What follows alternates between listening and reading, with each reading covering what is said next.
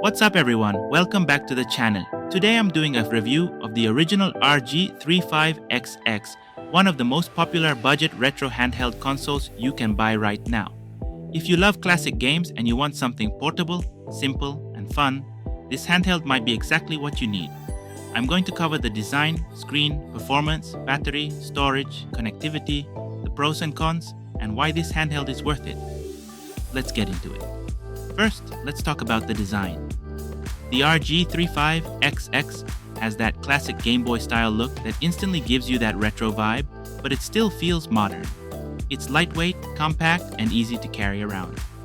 The size is perfect to take anywhere, and it feels comfortable in the hands, even for long gaming sessions.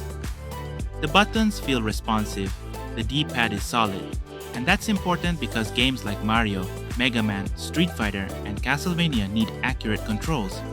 It's made of plastic, but it doesn't feel cheap. It feels durable enough for everyday use, and it's a great handheld for people who want something simple and reliable. Now the screen is honestly one of the best parts of this handheld. It has a 3.5-inch OCA laminated IPS display with a 640 by 480 resolution. That means the screen looks sharp, bright, and colorful.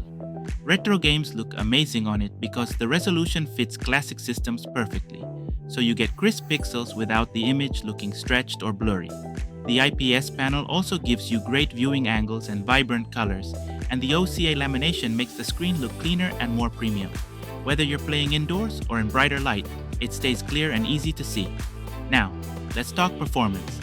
The RG35XX uses the H700 quad-core processor, an ARM Cortex-A53 running at 1.5 GHz, and it runs on Linux.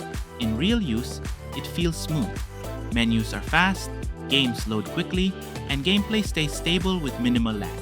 This handheld is excellent for classic systems like NES, SNES, Game Boy, Game Boy Color, Game Boy Advance, Sega Genesis, Neo Geo, and a lot of arcade classics. It also does a great job with PlayStation-style retro gaming, which makes it a solid all-around device for classic gaming. Storage is another big win. You get dual microSD card slots, and it supports up to 512 gigabytes of expansion, which means you can carry a huge game library with you wherever you go. One card can be used for the operating system and firmware, and the other card can be used for your games, which makes it easy to manage and upgrade later. I will say this though, depending on the seller, some handhelds come with cheap SD cards.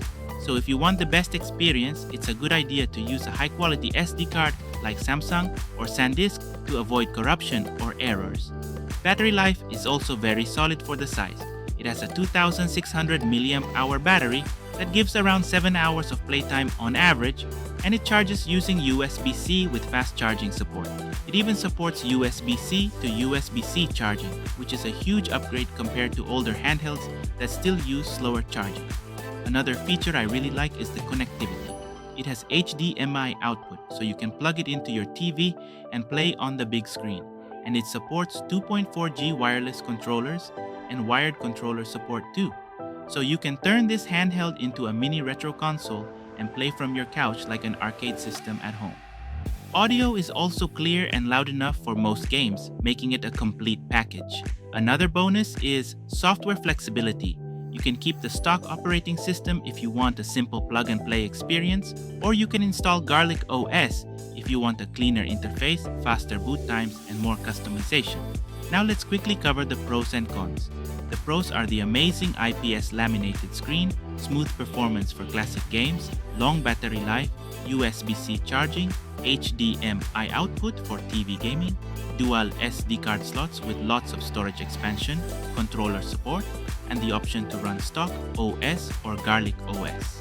The cons are that quality can vary depending on the seller. Some bundles include low-quality SD cards, and it's mainly designed for classic retro systems, not heavy high-end modern emulation.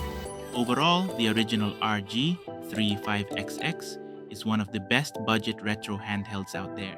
It's portable, powerful enough for classic games, easy to use, and it gives you a great retro experience without spending a lot of money. If you're thinking about picking one up, I definitely recommend it. If you enjoyed this review, hit the like button, subscribe, and let me know in the comments what game you would play first on this handheld. Thanks for watching, and I'll see you in the next one.